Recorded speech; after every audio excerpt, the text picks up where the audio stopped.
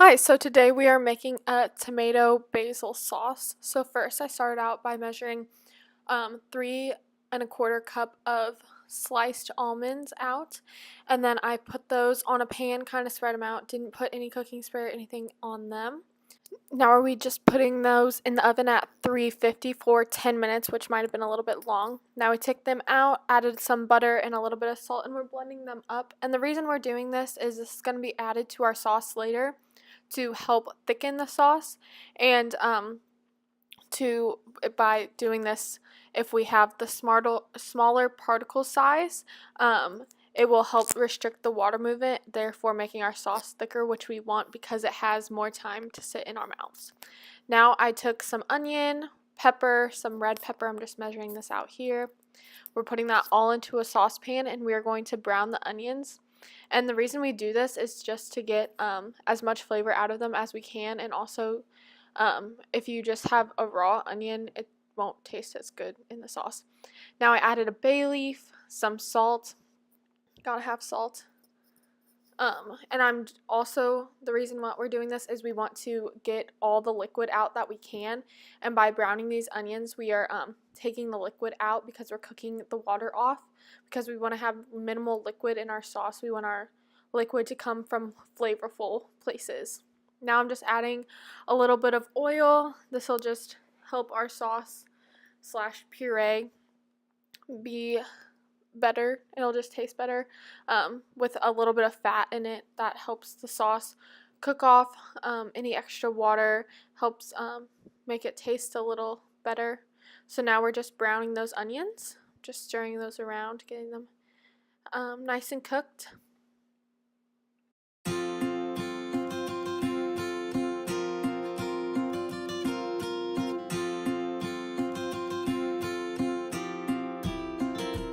Now that our onions are pretty much all brown, we are adding 3 cloves of garlic, and to do this we just peel off the outer skin of the garlic, and then you put it in this thing. I can't remember what it's called.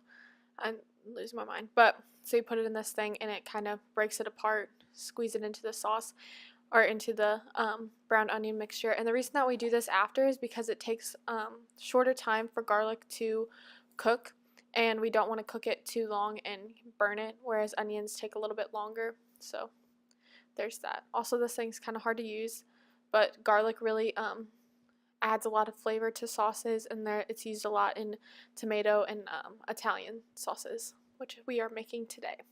Now I'm just letting that brown with the onions right now.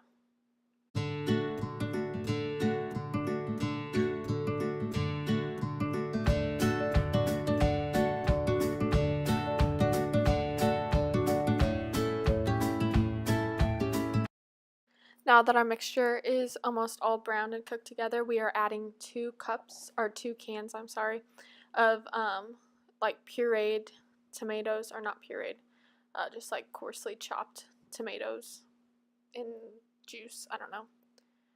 Tomatoes in a can, good stuff. So now we're just mixing those up.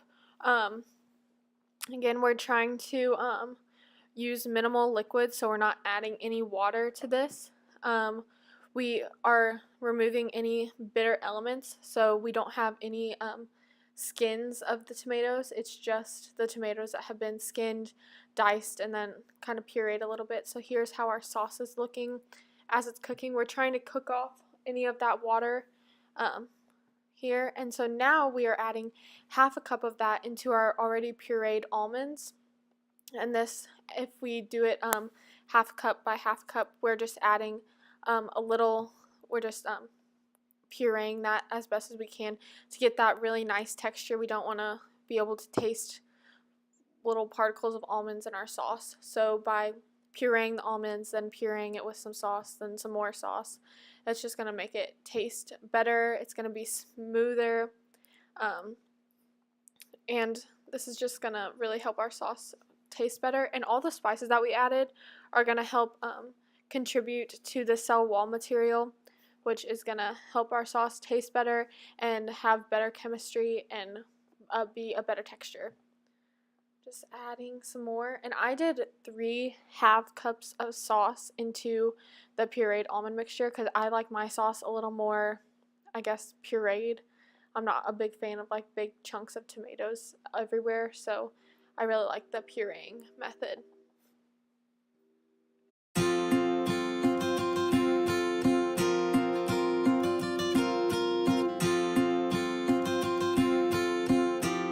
Now we are just adding that pureed sauce into the original sauce, so we still have a few chunks of tomatoes, a few chunks of onion that weren't completely pureed, but we also had that pureed element. So it adds a lot of different textures into our sauce while at the same time making it thicker. And so we have just one big pan of sauce now, and now I'm separating it out into two different pans of sauce. So one, I'm adding a tablespoon and a half of vodka, and this is supposed to help boost flavors. Alcohol helps boost the flavors in a sauce, so this is kind of what we're going to test. After my family ate it, we did decide that the one with the vodka in it did taste a little bit better and had a little bit more of a pungent flavor.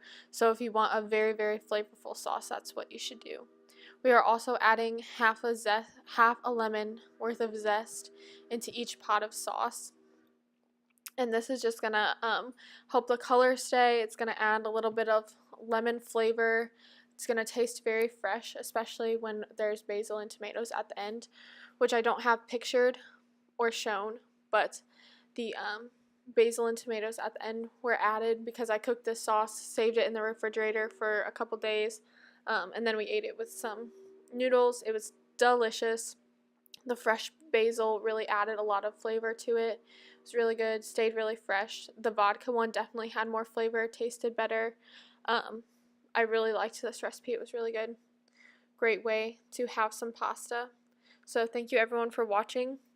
For all my ingredients, salt was Morton salt, spices, it's kind of hard to mess up spices, so it's just the normal spices that you get. I used 1 large onion, garlic, normal garlic. It's kind of different from baking where you need exact brands of everything. I think for more sauces, it's just as long as you have something, the right ingredient, you're going to end up with the right thing. So thank you so much for watching.